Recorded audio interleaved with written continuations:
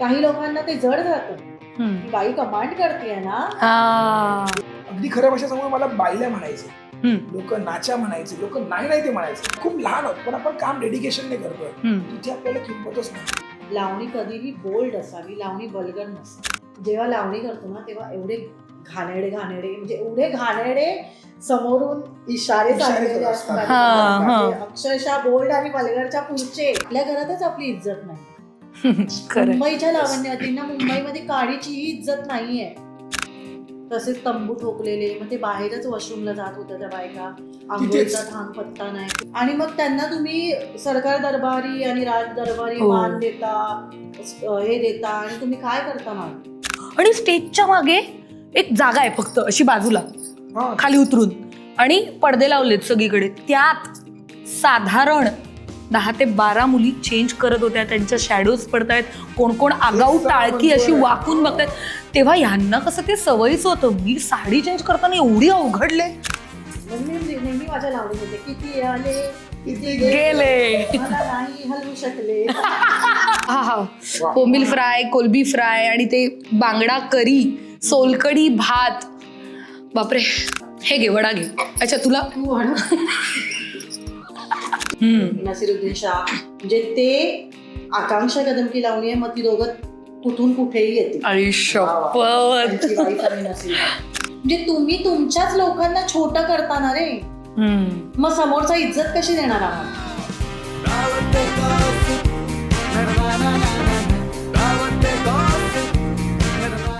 नमस्कार. Zen entertainment प्रस्तुत दावते गॉसिपच्या आजच्या खणखणीत एपिसोडमध्ये मी संजना पाटील तुम्हा सगळ्यांचं पुन्हा एकदा मनपूर्वक स्वागत करते. मंडळी, आज तुमच्यासाठी सरप्राईज आहे. महाराष्ट्राची देखणी लोककला म्हणजेच लावणी, तिची अस्सलपणा आणि पारंपरिकता जपत ज्या 2 लावणी कलावंतांनी सगळ्या प्रेक्षकांना खिळवून ठेवलं, असा लावणी सम्राट आशिमी कामठे आणि लावण्यवती आकांक्षा कदम, अशा दोघांबरोबर आज आपण मनमुराद गप्पा मारणार आहोत. अहो, कुठे काय विचारताय? दादरमध्ये द बिग फिशला. माशांसाठी फेमस आहे बरं का. मस्तपैकी कोलंबी, बोंबील, पापलेट अशा सगळ्या माशांवर आम्ही ताव मारणार आहोत. चला तर मग भेटूया त्यांना. नमस्कार मंडळी, नमस्कार. तुम्हा सगळ्यांचं झेन एंटरटेनमेंट प्रस्तुत दावते गॉसिपच्या आजच्या ह्या खणखणीत एपिसोडमध्ये मी संजना पाटील सगळ्यांचं मनपूर्वक स्वागत करते. तर मंडळी, मगाशी म्हणाले होते मी, आज सरप्राईज आहे. हे आहे ते भलं मोठं सरप्राईज, कारण आपल्याकडे आलेले आहेत लावणी सम्राट आशिमी कामठे आणि लावण्यवती आकांक्षा कदम. आज मी अशा छान मनापासून जोरदार टाळ्या तुमच्यासाठी, कारण थोडंसं पर्सनल होणार आहे. मी गेले कित्येक वर्ष तुम्हाला पाहतेय. झीच्या एका शोसाठी मी आकांक्षा ताईला फोन केला होता गेल्या कित्येक वर्षांपूर्वी. तेव्हाची ताई आणि आताची ताई खूप मोठा फरक आहे. आणि तू माझं क्रश आहेस. पण मी आज साडी द्या. माझ्या अँकर लिंकमध्ये मी 2 शब्द वापरले लावणीसाठीचे. लावणीतला अस्सलपणा आणि पारंपरिकता जपणारे 2 लावणी कलावंत. आणि हे खूप आतून आलेलं आहे. आणि आय एम व्हेरी हॅपी तुम्ही दोघे इथे आलेला आहात. आणि द बिग फिशला आपण आलेलो आहोत. तुम्ही एवढे हार्डकोर नॉनव्हेज खाणारी 2 माणसं ऐकून मला बरं वाटलंय. म्हणून समोर काय आहे तर मी सांगते की मटन घिरोस आहे इथे, चणक फ्राय आहे आणि चिकन पेपर फ्राय. म्हणजे कशावर ताव? मला वाटतं ताई तू मटणावर ताव मार. मटण प्रेमी असे हे बघ, असं आहे ते. मग तुला इथलं चिकन आणि चणक फ्राय जे आहे बिग फिशचं, ते तुला फार आवडेल. दिसतं पण टेम्पटिंग आहे. चला तर मग. नको नको, एक टेस्ट झालीच पाहिजे. होय होय होय, प्लीज हॅव इट. तू घे. मी तर म्हणजे बघा, तू मला बघशील ना तर म्हणशील थांबा. होऊ शकतं, होऊ शकतं. तुम्ही टेस्ट करा. तुम्ही आजचे गेस्ट आहात. मला ना द बिग फिशचं फिश खरंच खूप आवडतं. कारण ना ते त्याचे एक तो जो रॉनेस आहे ना बनवण्यातला, ते जपून ठेवतं. इथलं किंगफिश पण खूप छान आहे. मसालावालं किंगफिश मला इथलं फार आवडतं. हो, बऱ्याचदा घरी जर बनवायचा कंटाळा आला असेल तर लगेच बिग फिशला यायचं आणि नॉनव्हेजवर ताव मारायचा. हो. वा. जरा त्याच्यात होतं आम्हाला. चिकन पेपर फ्राय, बापरे त्यातही फंबल पडलं आणि इतकं कमाल येते. फंबल पडलं हे महत्वाचं का? हो मग काय, मला ट्राय करायचं. खरंच ट्राय कर. ह्यातला कढीपत्त्याचा अगदी छान स्वाद येतोय. सुंदर. तू अजिबातच खात नाहीस ना मटण? मग दोघांना असं छान खाताना बघून मला बरं वाटतंय. आय एम ग्लॅड तुम्ही इथे आलाय म्हणून तुम्ही आनंदी असाल हे फूड खाऊन. Yes. हे मी अज्युम करते आणि आपल्या मस्तपैकी बहारदार गप्पांना सुरुवात करते.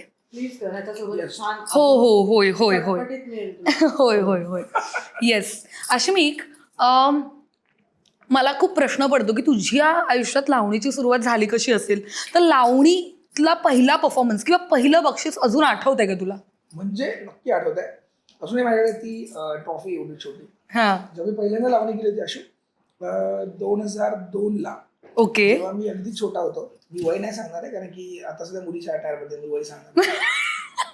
सो प्लीज थोडं भाव खाऊ. हा खा रे, खा, प्लीज. तर पहिल्यांदा बरं, मी 2002 मध्ये 2 वर्षाची होते. काय बोलते? वाव.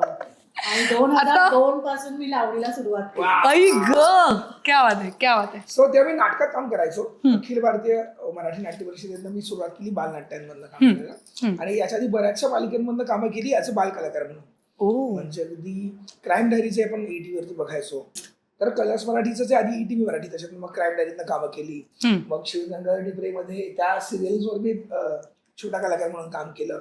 असं खूप करता नाटकामध्ये काम करताना मग असं वाटलं की एक नाटकात लावण्यवतीचं कॅरेक्टर करणारी कोणतरी मुलगी हवी होती. आणि नाटकात 2 मुली होत्या आमच्या, पण एक राणीचा रोल प्ले करते, एक दासीचा रोल प्ले करत होती. मग नाटकात असं दाखवायचं की त्या राज्यात चोरी होते. मग ती कशी चोरी होते, काय करायचं. आमचे सर आहेत श्रीहरी पवळे सर, ते नाटकाचे गुरु माझे. त्यामुळे की आपण ना असं काहीतरी दाखवत की असं काहीतरी कार्यक्रम चालू आहे आणि मग चोर घुसतात आणि मग ते सगळं चोरून नेतात. मग कार्यक्रम चालू तर काय, मग तिथेच बोलतात तर पप्पांशी बोलले की असं तुम्ही टाकते. आणि पप्पा आमचे खूप ऍक्टिव्ह पर्सन, म्हणजे सगळ्यांचे पालकप्रतिनिधी होते पप्पा आमचे.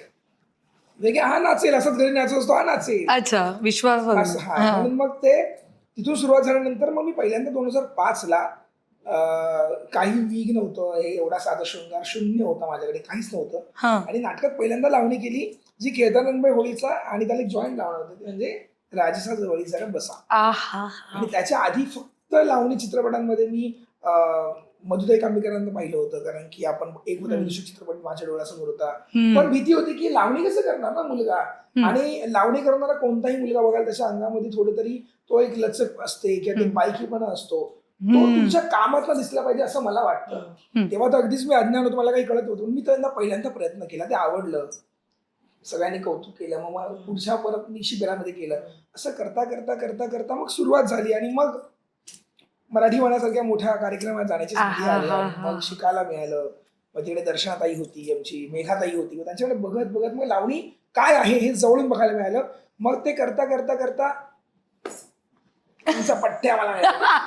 आणि पठ्ठ्याने आम्ही जी काही सुरुवात केली बॅटिंग, कारण की तेव्हा असं होतं ना की ह्या सगळ्या खूप तुफान कार्यक्रम होते त्यांचे. म्हणजे हिचं सजणं, हिचं नटणं, हिचे दागिने, भरजरीत दागिने, म्हणजे नीता लुल्लाड स्टाईल दागिने घालायची, एवढे हेवी दागिने, जोधा अकबर असे, म्हणजे आशुषा अजूनही तुझे हा बघते की आम्ही असं होतं की मी मुलगा मग आलं, मी पण घालणार, मी पण सुरुवात असं इकडे करत आम्ही भेटलो, आम्ही फ्रेंड्स आलो, आम्ही कामाला सुरुवात केली. मग असा हळूहळू प्रवास सुरू झाला. पण जेव्हा लावण्यास सुरुवात केली ना, तेव्हा माझ्याकडे ब्रँडेड अशा काही गोष्टी नव्हत्या, मेकअपचं सामान तर चुकून नव्हतं. माझे घरचे पण बघणार आहेत नक्की हा पॉडकास्ट, जे माझे इतर घरातले जे लोक आहेत ज्यांना मी आवडत नव्हतं त्यांच्यासाठी स्पेशली माझे वडील मला ना वॅसलीन मध्ये कुंकू मिक्स करून द्यायचे आयशॅडो म्हणून लावायला. ही माझी सुरुवात. ते आता देवाच्या कृपेने, सगळ्यांच्या आशीर्वादाने खूप, म्हणजे त्या ब्रँडची मला स्पेलिंग्स पण येणार नाहीत. बऱ्याच ब्रँड्सच्या माझ्याकडे आता सध्या मेकअपचे प्रोडक्ट्स येतात, त्यांचं काम येतं. आणि मुलगा असून माझ्या नशिबात जे देवानं दिलंय, जे आज स्त्रियांच्या नशिबात खूप आहे नो डाऊट, पण माझ्या नशिबात खूप काहीतरी वेगळं देवानं दिलं, जे मी आज दोन्ही रूपात हे आजमावतोय आणि ते जपले. म्हणून हा पदर कधीच खाली नाही पडत माझा, तो नेहमी असतो. क्या बात आहे.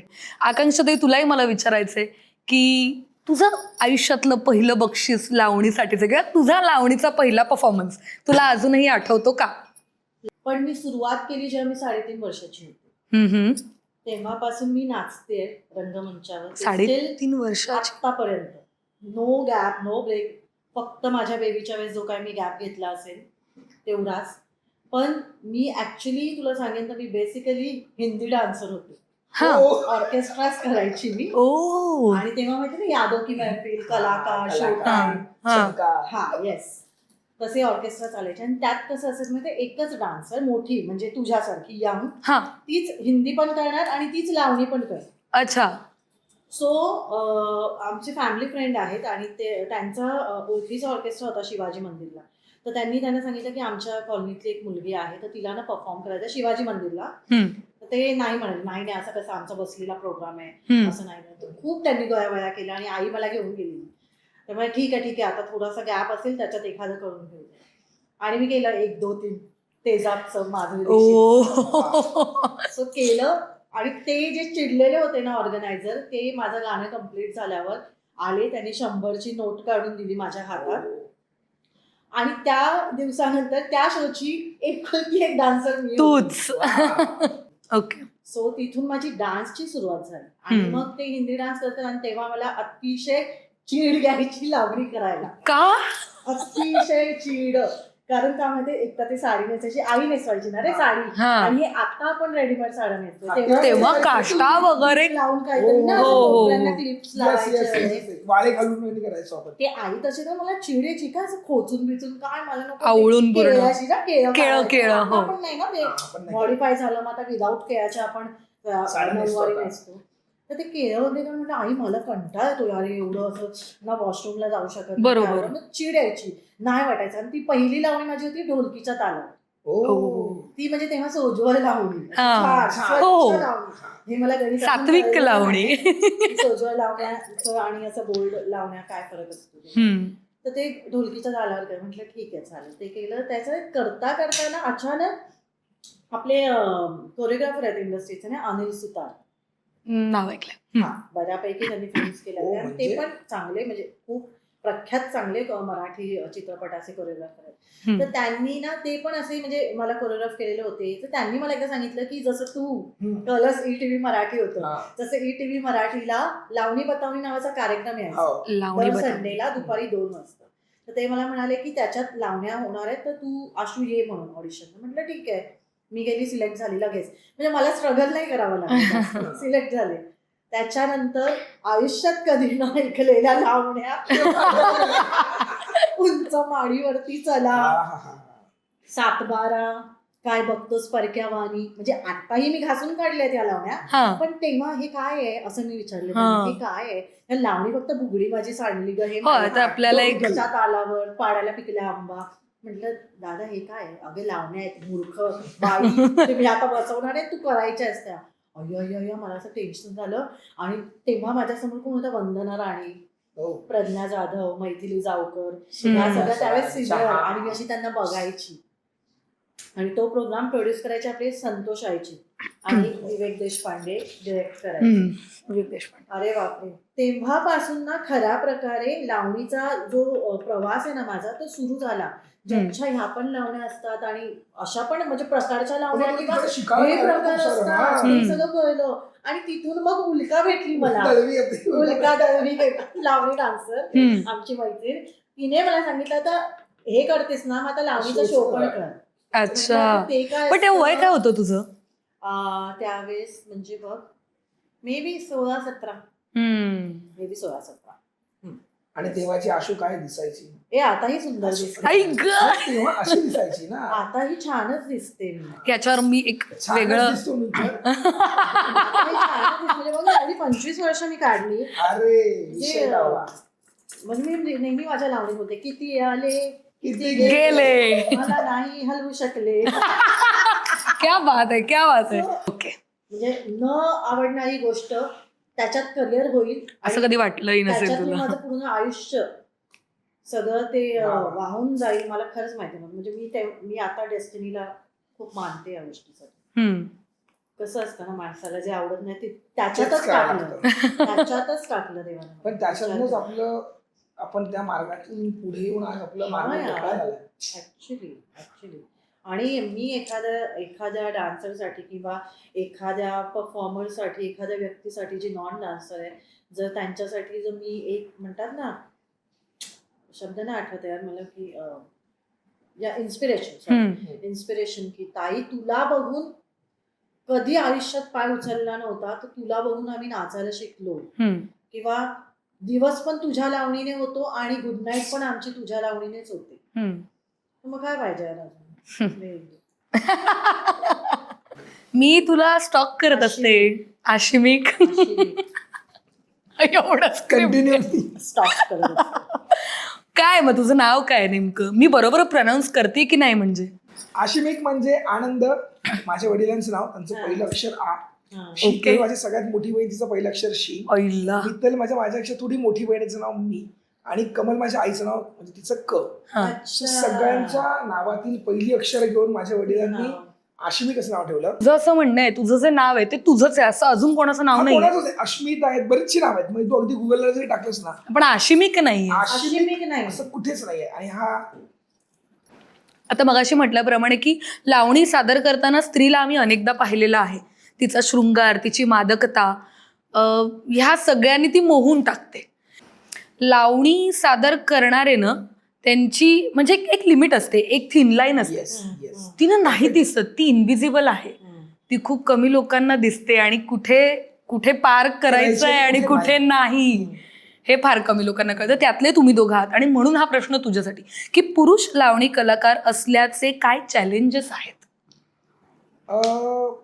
भयंकर चॅलेंज आहेत. जसं आज आकांक्षा ती सांगू शकते की जरी ती मुलगी म्हणून लावणी करत होती, तिचा प्रवास, तिला किती नकारात्मक गोष्टींना सामोरं जावं लागलं असेल. सतत कानांना निगेटिव्ह गोष्टी ऐकायला येणं, मग आपल्या प्रवाहात त्याचा त्रास होणं, असं माझ्या बाबतीत भयंकर झालं. कारण की हे माझं क्षेत्र आहे ना, तुम्ही आज मुली आहेत म्हणून तुम्ही म्हणताय, पण तुम्ही मागवून बघाल ना, तर आपल्याकडे जी परंपरा होती जुनी, त्याच्यात पुरुषच स्त्री भूमिका करायची. कारण तेव्हा भारुडांमधनं किंवा तमाशांमधनं स्त्रियांना मुभा नव्हती ना घराबाहेर पडायची. मग नंतर जेव्हा तिला राजश्री मिळाला, मग तिला ती पेशवाईमध्ये पोचली, मग तिला खूप चांगल्या पद्धतीने मग साकारायचं होतं. मग कोण सुंदर, तर स्त्री, तिला निसर्गता सुंदर बनवलाय. मग तिची मक्तेदारी स्त्रियांनी घेतली. मग परत पुरुष मागे पडला. मी कशामध्ये म्हणतोय की कलाकारीमध्ये म्हणतोय की स्त्री भूमिका करण्यामध्ये. बरोबर. मग पुन्हा बालगंधर्वजींनी जे काही त्यांचं कारकीर्द आपण सगळ्यांनी ऐकलीच आहे, बघितली आहे, चित्रपटाच्या माध्यमातून बघितली आहे, कादंबरीतनं बघितली आहे. सो त्यांनी जी स्त्री भूमिका केली आणि मग ती प्रसिद्ध झाली. मग तोच डोक्यात आदर्श ठेवला मी, की म्हटलं की करायचंय ना, तर लोक काय मला अगदी खऱ्या भाषेत सांगून मला बायल्या म्हणायचे, लोक नाच्या म्हणायचे, लोक नाही ते म्हणायचे. लोक म्हणायचे, माझे मित्र मला म्हणायचे की मला निघायचं तर मला एवढं ऐकायला मिळायचं की त्या गोष्टीचा खूप त्रास व्हायचा. अशू म्हणजे मी निघालोय तर मला आज कोणीतरी इकडे वेगळं नाव ठेवलंय, कोणी काक्या बसलाय त्यांनी काहीतरी वेगळं बोललंय, हे कंटिन्यू होत होतं. तर मला पप्पा म्हणाले की लोकांचा विचार करशील ना तर तू कधीच काम नाही करू शकणार. हे माझ्या घरातलंच मला बाळकडू असं होतं की माझे वडील माझ्या बरोबर आहेत, माझी आई माझ्या बरोबर, माझ्या बहिणी माझ्या बरोबर, तर मला काही घाबरायचं नव्हतं, अजिबात नव्हतं. पण तरी पण आपण आपल्या चौकटीच्या आतमध्ये आपण शेर असतो. बरोबर. चौकटीच्या बाहेर पडले की समाज काय बोलेल या भीतीने आपण किती नव्हतं तरी डगमगलेलो असतो. आणि ते माझ्या बाबतीत खूप व्हायचं. आणि जी म्हणजे मी खेळायला गेलो की मला मारायचे, रॅगिंग व्हायचं. होळीच्या रंगाच्या दिवशी मला त्या ड्रम मध्ये बोलवून ठेवलं होतं उलट करून, का तर लावण्याला नाचतो, तू बायलायस, ह्या खूप घाणेरड्या गोष्टी झाल्यात. आणि जिथे मी आजही राहतो त्याच ठिकाणी झाल्यात. आणि आज त्याच ठिकाणचे माझे मित्र परिवार, त्याच ठिकाणची लोक, आता मी निघतो तर माझ्यावर फोटोज काढायला येतात, माझ्याशी बोलतात की आमचा आशीर्वाद आहे, आमच्यामुळे मोठा झाला असं सांगतात. तर मी काय नाही म्हणत, मी म्हणतो की हा यांच्यामुळेच मोठा झालो, कारण ते नसते तर मी कदाचित नसतो मोठा झालो. मग विचार केला की साधं शृंगार, जसं मग अशी म्हटलं मी की नजाकत आणि ह्या गोष्टींना ज्या तयार होतो ना संजना, ते माझ्याकडनं आपसूक निघून जातं. म्हणजे त्यासाठी वेगळं काहीच मी करत नाही. खरंच कधी मी साडी नेसल्यामुळे मी आता मुलींसारखं नाचायचं असं आकांक्षा सांगेल की मी असं कधीच नाचत नाही. मी माझी स्टाईल आहे त्या स्टाईलने नाचतो. ती स्टाईल नजाकतीतनं ती बाहेर पडते. जसं मगाशी शब्द खूप सुंदर मांडले की मादकता. प्रत्येक कलाकृती सादर करताना ती लावण्यवती असेल किंवा लावणी करणारा पुरुष असेल, त्याने ती मादकता जपली ना ती थिन लाईन जपली तर ती सुंदर आणि ती सुबक दिसते. बरोबर. ती मादकता सोडून काहीतरी आपण वेगळं केलं तर ती अश्लीलता दिसते. आणि आज तीच काळाची गरज आहे. पण आज पुरुष म्हणून मी आज एवढे वर्ष लावणी करतोय. मी आमच्या तयारीमध्ये पण आकांक्षाचं असेल हे बघून शिकलोय ह्या सगळ्यांना ना. तर माझा पदर कधीच खाली नसतो कमरेच्या किंवा कधीच माझ्या खांद्याच्या खाली नसतो. माझा पदर चापून चोपून प्रॉपर साडी असते. आणि खूप नेटवाल्या साड्यात मी चुकून कधीच घातल्या नाहीत आजवर. तर उदाहरण आहे म्हणजे कधीच नाही घातल्या मी साड्या. मला पारंपरिक नटणं पारंपरिक सजणं हे खूप आवडतं. पण आजकाल काय झालं ना, पुरुष म्हणून आता बरेचसे नवीन पुरुष काम करतायत, खूप छान छान कामं करतायत, मुलीही करतायत. पण त्या सगळ्यांना मुलांनी पदर सांभाळलाय आणि काही मुलींनी तो पदर कमरेला गुंडाळलाय ना, त्याचं दुःख वाटतं. कारण की आपली लावणी ना ही समृद्ध आहे. मी आज देश विदेशांमध्ये कामं करतोय. नुकतंच मी आता दुबईत जाऊन आलो. तर मला असं वाटतं की आपल्या लोककलेला तिथे एवढा रिस्पेक्ट आहे, म्हणजे आपण विचार पण नाही करू शकत. जिथे पिकतं तिथे विकत नाही ही उत्तम तंतोतंत म्हण आहे. की जिथे आपण एवढे वर्ष कारकिर्दीतनं काम करतोय किंवा खूप लहान आहोत पण आपण काम डेडिकेशनने करतोय, तिथे आपल्याला किंमतच नाहीच आहे. आणि मुंबईत तर नाहीच आहे, खरं सांगते. मग मला म्हणायचं की मग पुरुष आणि स्त्रिया हे एक तराजू जर असेल, जर क्षेत्रात लावणी क्षेत्रात जर बघायला जाशील तू, तर आकांक्षा पण सांगेन तिच्याबरोबर पण आज अनेक लावणी कलाकार मुलांनी पण कामं केली आहेत. फक्त मीच केली असं अशातला भाग नाही. आता पण करतायत आमची बरीचशी मुलं, आताही आम्ही काम करतोय. पण ती जागा असते प्रत्येक कलाकृतीची, ती जागा मेंटेन करणं खूप गरजेचं आहे. सो ही लावणी आणि हे माझं ह्या सगळ्या मागचं गणित आहे. मला असं वाटतं की समृद्ध आहे. मला जे दिलंय देवाने ते कदाचित कोणाला दिलं असेल आणि मी ते जगतोय. नक्कीच नक्कीच. 2 भूमिका वेगवेगळ्या तू इतक्या जवळून जगतोयस की क्या बात आहे. खूप कमी लोकांच्या नशिबात हे सगळं असतं आणि आपल्याला लाभलेली कला आपणच कशी वृद्धिंगत करू हे आपल्याच हातात आहे शेवटी. म्हणाला ना की थिन लाईन किंवा तू ते अंडरलाईन केलंस, तसंच माझं असं म्हणणं असतं की मी नेहमी सांगते माझे वर्कशॉप जेव्हा असतात किंवा मी कोणाला ऑनलाईन किंवा जे काही शिकवताना मी नेहमी सांगते माझ्या स्टुडंट्सला की लावणी कधीही बोल्ड असावी, लावणी वल्गर नसावी. लावणीची रिक्वायरमेंटच आहे, त्याची मागणीच आहे की तुम्ही बोल्ड असणं गरजेचंच आहे. ती एकटी बाई एवढ्या अख्ख्या ऑडियन्सला ती एकटी काबीज करते. कोणाच्यात हिंमत नसते की उठून तिला प्रश्न विचारेल किंवा तिच्यावर बोट दाखवेल. एकटी बाई एवढ्या लोकांना ऍट अ टाइम एंटरटेन करणं खाऊ आहे का? सांग मला. अजिबात नाही. खरं. मग ह्या गोष्टीचा फायदा काय की त्या स्त्रीला किंवा त्या लावण्यवतीला तेवढ्या टाळ्या मिळतात, सगळं काही. पण ह्याच गोष्टीचा काय म्हणतात त्याला नेगेटिव्ह बाजू बघितली की ते काही लोकांना ते जड जातं. ती बाई कमांड करते ना, एकटी बाई कमांड कशी करते, असं कसं. असा काही अनुभव आलाय का तुला? इंटरेस्टिंग पॉइंट आहे कारण हा. मला पण ऐकायचं. पण परफॉर्मन्स करताना काय असतं ना, आपण बाहेरच्या ठिकाणी जातो किंवा यात्रेचे शो बरेच केले आहेत. कॉन्ट्रॅक्ट शोज वगैरे. मग तिकडे काय माहिती, तिकडे गणित अजून तेचे बाया आल्या नाचायला बाया आल्या. आणि मग ते मुंबईचा लावणीचा बॅनर असो किंवा अजून काय असो, तमाशातल्या बाया आल्या. म्हणजे लावणी काय तमाशा काय हे सगळं एकच आहे. म्हणजे काही नाही, फक्त बाया नाचणार आमच्यासाठी आणि तो तमाशातल्या बाया. म्हणजे एकदा असं झालं की छान आहे तो फनी आहे किस्सा. गावात आम्ही गेलो, यात्रेचा शो होता आणि उतरलो आणि काका होते. त्यांना म्हटलं काका इथे कुठे फ्रेश व्हायचं, आम्ही कुठे जाऊ? हा देतो ना, तुमची बालदी द्या. बालदी ही अशी विद्याकडे बघते, म्हटली विद्या बालदी नाही, बालदी द्या ना तुमची, पाणी भरून देतो. म्हणजे कळलं तुला, त्यांना वाटलं की ते तमाशावाले कसे सगळं स्वतःचं विराट घेऊन चालतो. त्यांना वाटलं की हे पण तमाशावाले, तर तुमची बालदी आम्ही पाणी भरून देतो. म्हटलं काका आम्ही मुंबईवरून आलोय आणि आमच्याकडे असं नाही, आम्ही फक्त प्रोग्राम करतो आणि आम्ही आमच्या घरी जातो. म्हटलं अच्छा असं काय नाही, आमच्याकडे काही सगळे तमाशावालेच येतात ना, ते सगळे त्यांचं इकडेच करतात. आम्हाला वाटलं त्याच बायात तुम्ही. आता हे बघ, मी लावणी करते तर मी अशी नाही करणार. लावणीची मागणी ती नाहीये. ती बाई बोल्ड असणं गरजेचं आहे. का बोल्ड असणं आणि कुठून? इथून बोल्ड असणं गरजेचं आहे. कारण लावणी कधीच सोजवळ नव्हती. लावणी कधीच कोणती डाळ भात वरण वर्णाची लावणी कोणती आतापर्यंत आलेली नाहीये. लावणीचे डबल मिनिंगच असतात. ते तुमच्यावर साधं आहे की व्यवहार तुम्ही आहे कसं आपला. घेता. तुम्हाला त्या अर्थाने घ्यायचंय घ्या, तुम्हाला साध्या अर्थाने घ्यायचंय साध्या अर्थाने घ्या. तो तुमच्यावर आहे. मी माझा परफॉर्मन्स करणार, बाहेर निघणार. सो कसं असतं की जेव्हा लावणी करतो ना तेव्हा एवढे घाणेरडे म्हणजे एवढे घाणेरडे समोरून इशारे चाललेले असतात. म्हणजे अक्षरशः बोल्ड आणि वल्गरच्या पुढचे इशारे. मग तिथे मी काय करणार? आम्ही गोड बोलून त्यांना तिथे मी काय करणार? मग ना चिडू शकत. माझ्यात तो कॉन्फिडन्स हवा की मी तिकडच्या तिकडे त्याला गोड बोलून शांत बसेन की बस खाली. बेधडक प्रश्नांची उत्तरं मला मजा येते. आलोय ग, हे एक्सपिरियन्सने आलंय संजू, हे एक्सपिरियन्सने आलंय. 25 वर्षाचा अनुभव. जेव्हा तुम्ही 4 चौघात वावरता कोणत्याही फील्डमध्ये असो, कॉर्पोरेट असो, तुमच्या आर्ट फील्डमध्ये असो, कोणत्याही फील्डमध्ये असो, तुम्ही जेव्हा 4 चौघात वावरता ना तेव्हाच तुम्हाला काम करता, 4 लोकांशी बोलता, तुम्ही उठता बसता. त्या एक्सपिरियन्स मधून हे जे काय मी बोलते ना ते एक्सपिरियन्सच बोलतोय. त्याच्या आधी 10 वर्ष आधी विचारलं असतं नसतं बोलता. तेव्हा मी मला असं म्हणतात अरे यार तुझ्यात किती ठहराव आहे. अगं तो त्या एक्सपिरियन्सने आलाय. मी जेव्हा 2002 मध्ये लावणी करायची तेव्हा मी जम्पिंग जॅक होते, अशी करायची. लावणीतला ठहराव माझ्या पर्सनल लाईफशी अटॅच आहे आणि तो सगळ्यांचा असतो. बरोबर आहे. तुम्ही जसं तुमच्या पर्सनल लाईफ मध्ये लग्न, मुलं, नवऱ्यासोबतचा बिहेवियर, तुमच्या सासू सासऱ्यांचा बिहेवियर, हे जे काय आहे ना तो सगळ्याचा प्रभाव तुमच्या कलेवरती पडतो.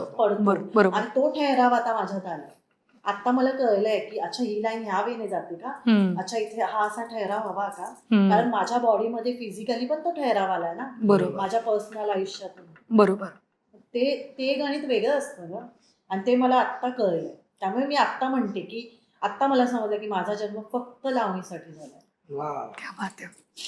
खूप नशीबवान आहेत.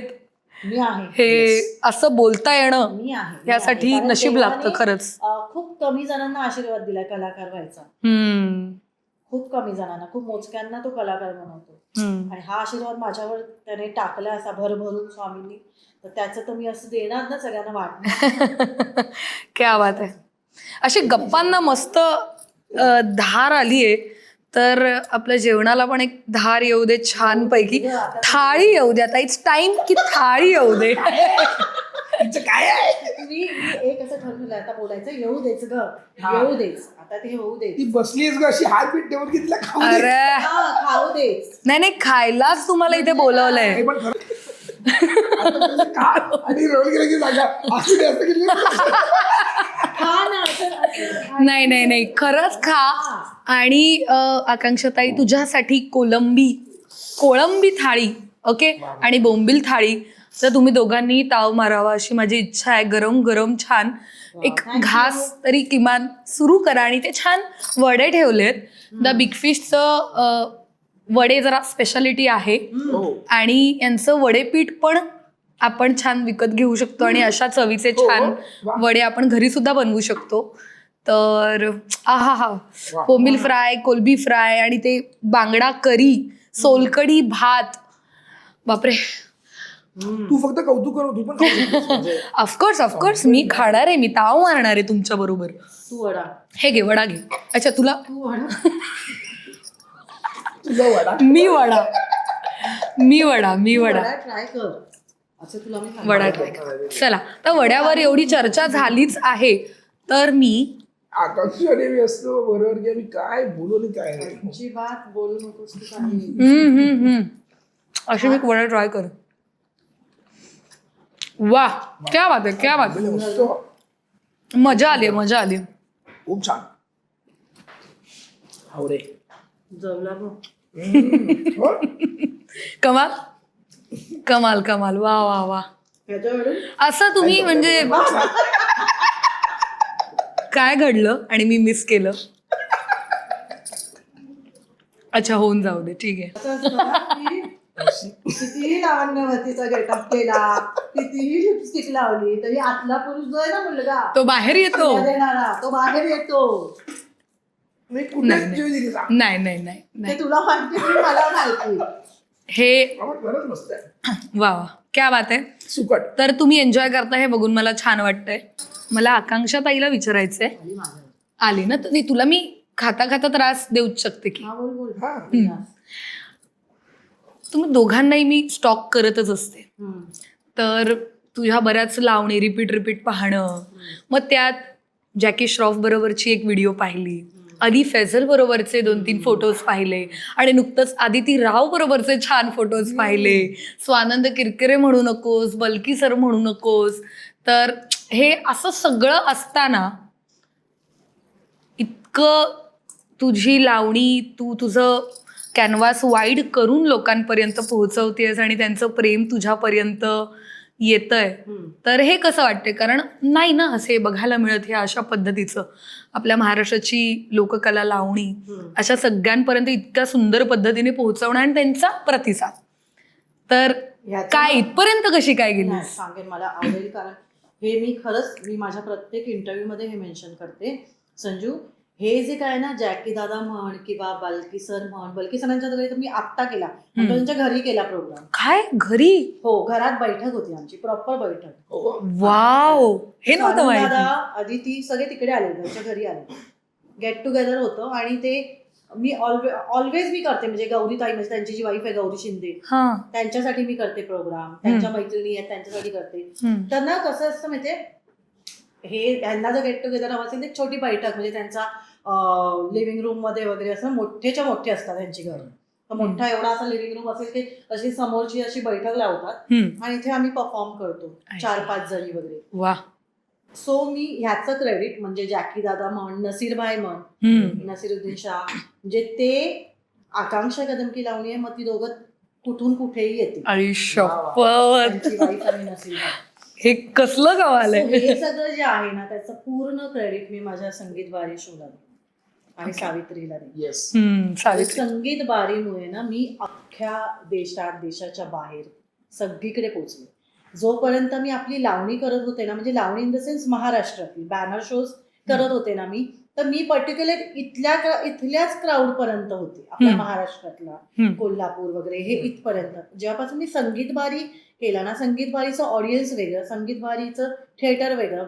संगीत बारी हे नॉर्मल आपल्या थिएटर्सला नाही होत, ते पृथ्वीला होतं, ते द बॉक्सला होतं, ते ब्लॅक बॉक्सला होतं. तर तिकडे स्पेस ती वेगळी आहे, तिकडे येणारी माणसं वेगळी आहेत, त्यामुळे ती लावणी, आणि लावणीला पण बेनिफिट आहे की त्यांच्यापर्यंत पोहोचली ना लावणी. बरोबर. श्रीमंत झाली. त्यांना काय माहित होतं लावणी म्हणजे ते पिक्चर मध्ये जे दाखवतात काय ते आगळा वेगळा खेळ, तेच लावणी लोकांना माहिती आहे. लावणी काय हे लोकांना नाही माहिती आहे. तर ती तिथपर्यंत पोहोचली ना, तर मी ह्याचं पूर्ण क्रेडिट, ह्या लोकांपर्यंत पोहोचण्याचं क्रेडिट मी फुल्ली माझ्या कालीबिली प्रोडक्शनला देईन आणि माझ्या संगीत बारीला देईन.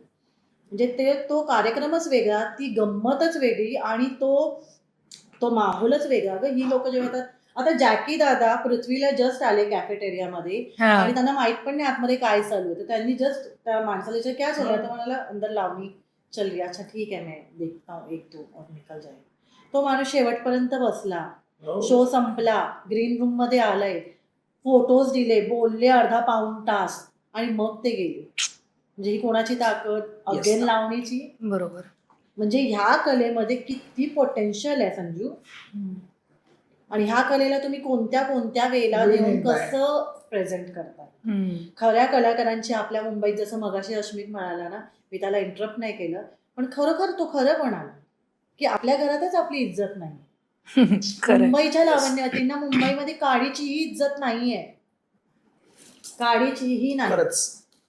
व्हॅनिटी पण मागायला मला भीती वाटते, व्हॅनिटी मिळेल का म्हणून. देतील का नाही इथून सुरत असते की आपण बोलू आणि मग ते काही तेच ना, मागायला पण मला भीती वाटते. माझ्यासारखी नाही, विचार कर त्या ऑर्गनायझरला की व्हॅनिटी मिळेल का. मैदानात शो असतात, वॉशरूमला कुठे जाणार, बरोबर, रेडी कुठे होणार, मग एखादं जिम देणार, नाही तर कोणत्या तरी नेत्याचं काय ते आपले स्वयंसेवक असतात त्यांचं कार्यालय, नाही तर कोणाच्या तरी घरी, आणि त्या घरच्यांना त्यांना त्रास होईल आम्ही एवढ्या सगळ्या जणी बसणार छोट्याशा रूम मध्ये. म्हणजे तुम्ही तुमच्याच लोकांना छोटं करताना रे, मग समोरचा इज्जत कशी देणार आम्हाला.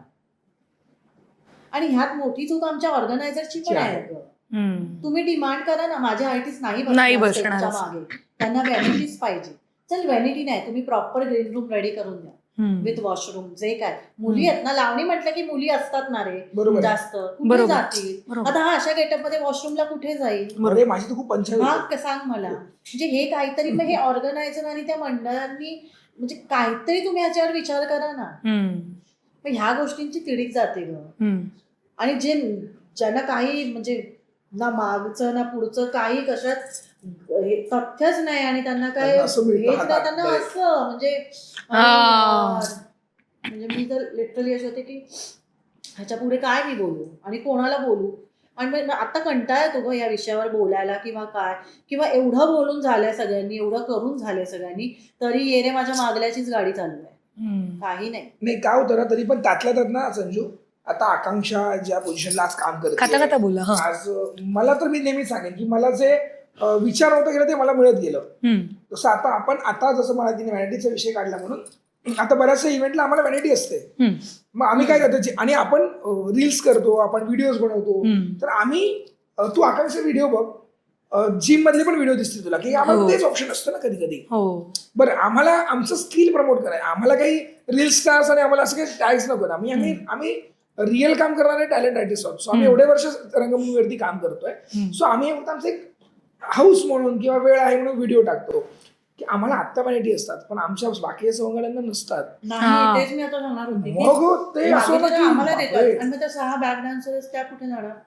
त्यांना नाही. बरोबर, ते पण झालं. मग आता ना आपल्या मुंबईत म्हणा ना, खरं सांगू का, चढावड हा प्रकार पण राहिला. आता काय करतात का, ते तुमचे फॉलोअर्स बघून तुम्हाला इव्हेंट्स देतात. ऍक्च्युली आकांक्षाचे फॉलोअर्स छान आहेत, आकांक्षाला किती पब्लिक ओळखताय घेण्याचं नाही. आकांक्षाचे फॉलोअर्स किती आहेत, हा मग आकांक्षा एवढे ना, मग आकांक्षाला व्हॅनिटी द्या.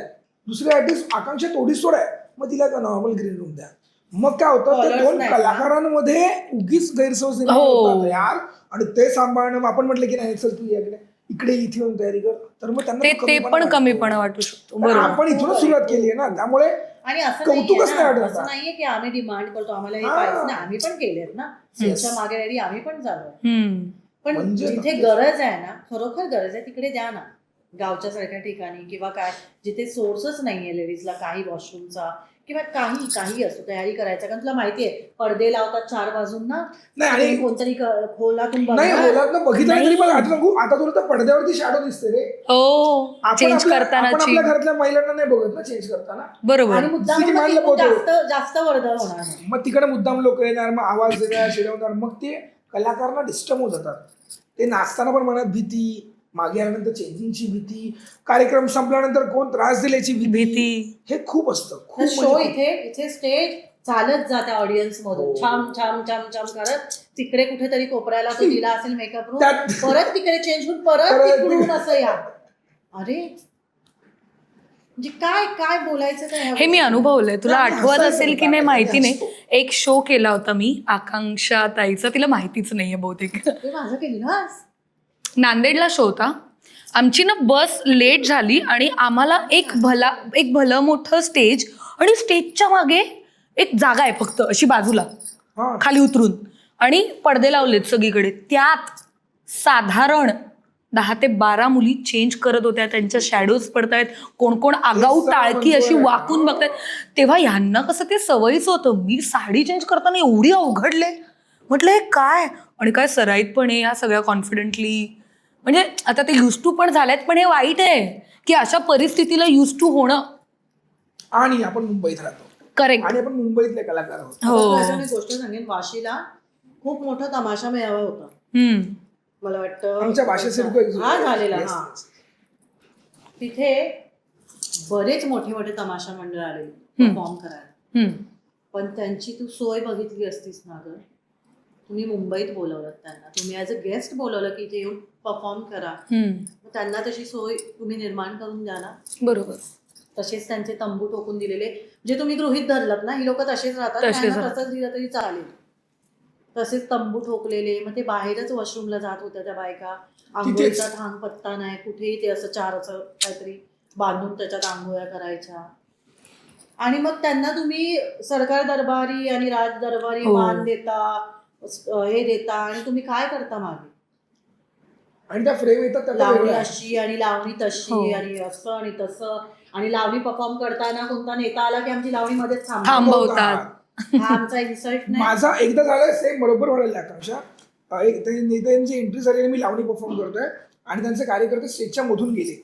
मी नाव स्टेजच्या वरतून जातात आणि मी लावणी नाचतोय. साहेब आलेले आहेत, जरा साईडला सरक जरा, असं मला त्यांनी सांगितलं. आता मी त्यांचं नाव घेतलं तो की मला कोणालाच नाही हे करायचंय, म्हणजे मी तर नाव घेऊन त्यांना खराब नाही करायचं किंवा त्यांना नाव घेऊन मोठंच नाही करायचं.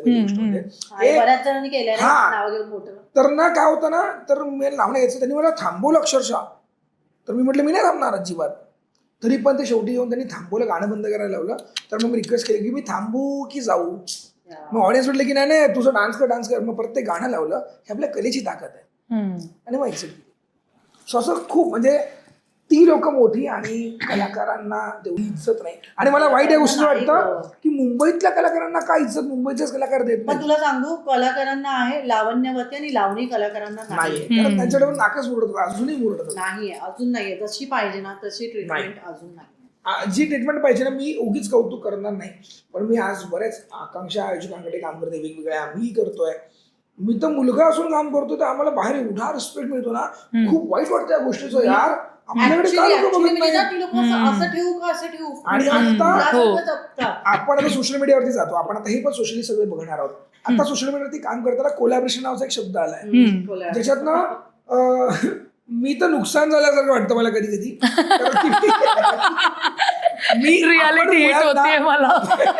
आपण मुळात आर्टिस्ट असे होत ना की आपल्या तयारीपासून, आपल्या प्रवासापासून, आपल्या नाचण्यापासून आणि घरी जाण्यापासून सगळ्या गोष्टीला खर्च आहे. करेक्ट. कोलॅबरेशन शब्दाने त्या खर्चाला मात करून वाट लावून टाकली. माझ्याकडे कोणी प्रोडक्ट येतात, मी म्हटलं मगाशी की मी वॅसलीनमध्ये कुंकू मिक्स करून लावणार अश्मिक, त्याच ब्रँडेड आयशॅडो वापरणार मी.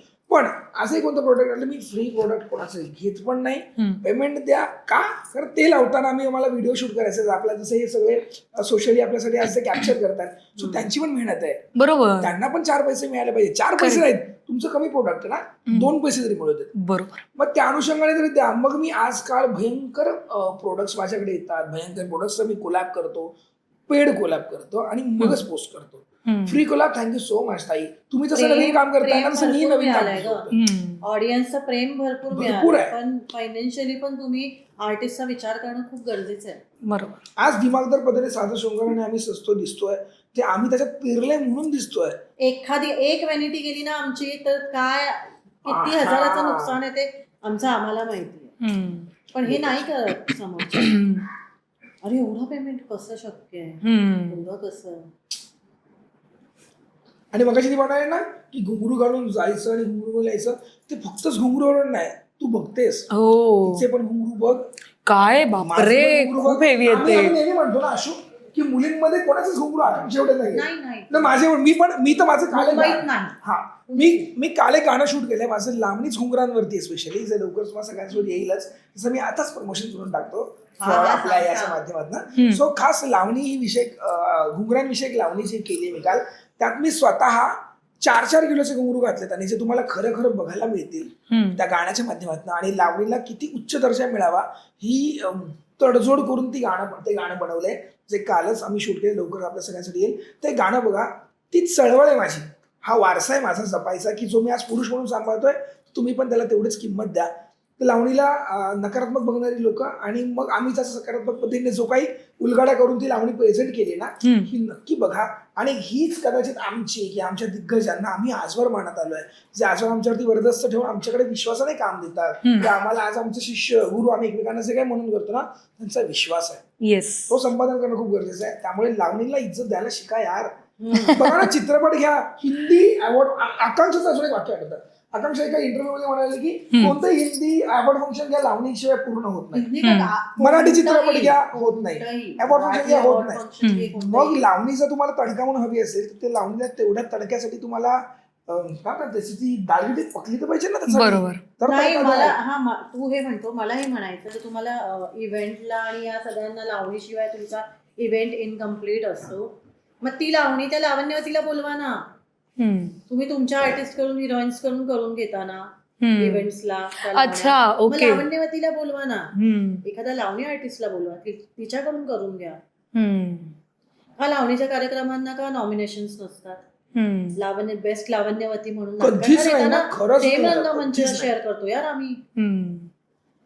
सेम रंगमंच शेअर करतो. नाट्यापेक्षा लावणीला मला वाटतं भाडं जरा जास्त जास्त. त्यात एक हो. गाणं घुसवलं तर मग भाडं डबल होतं आमचं लगेच. हो मग हे पण आमचे थोडे तुकडे एवढा रंगमंच सेम शेअर करतो. ठीक आहे, तुमचे काही रूल्स असतील करा ना, पण नाट्याच्या त्या अवॉर्ड फंक्शन मध्ये तुम्ही लावणीच्या कार्यक्रमांना एखादं नॉमिनेशन का नाही देत? आणि हे का म्हणते ती की आम्ही का म्हणतोय, कारण लावणी ही ना ही लोककला आहे, ही लोकनृत्य नाही आहे. ते आम्ही आमच्या एक्सप्रेशन्स मधनं कलेत त्याचं सादरीकरण असं करतो. मग लोककला लोकनाट्य ही आपली परंपरा आहे ना, बरोबर. याचे अवॉर्ड फंक्शन असू शकतात. मग लावणीचे का नाही?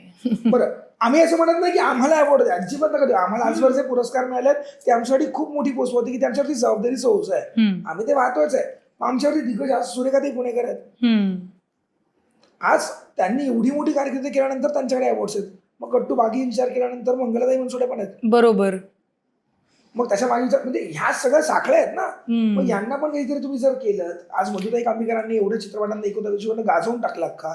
मग लावणीचा रोष निर्माण झाला, सगळे लोक करायला लागले, एवढे छान एक्सप्रेशन्स, ती मादकता, सगळ्याच गोष्टी.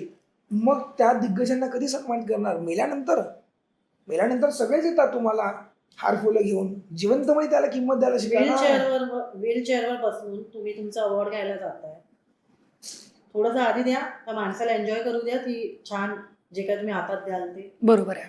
तो मुवमेंट त्याला एन्जॉय करू द्या. हे परखडपणे बोलता आलं पाहिजे. नाही, खरंच काय माहिती का, ही गरज आज आम्ही असं नाही की आम्ही आज तुझ्याकडे आलो म्हणून बोलतोय. मी तर नेहमीच बोलत असतो. आजकालच्या पिढीला ना, अजून एक सांगेन, आजकालच्या पिढीला ना आता सांताक्लॉज माहिती आहे, वाईट वाटून घेऊ नका, पण आपला वासुदेव नाही माहिती आहे.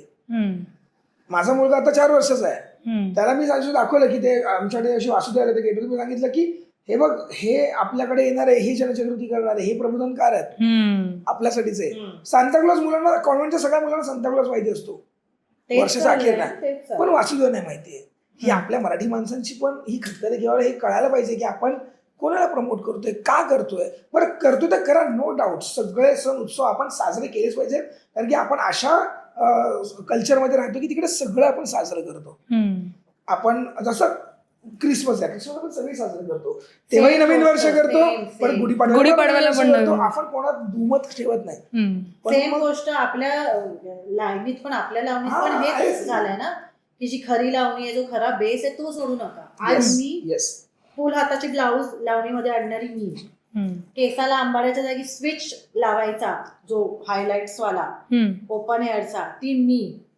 ठीक आहे, नंतर हा फ्लेक्स काढायचा बघितलंय मी. तर काळाच्या बरोबर मी सुद्धा स्वतःला बदललं, पण मी माझा बेस नाही विसरले. तर मला तू जसं म्हणालास ना, तर हेच आहे आमच्या लावणीमध्ये पण हेच होतं ना, की तुम्ही तुमचा बेस नका विसरू, चेंज करा ना.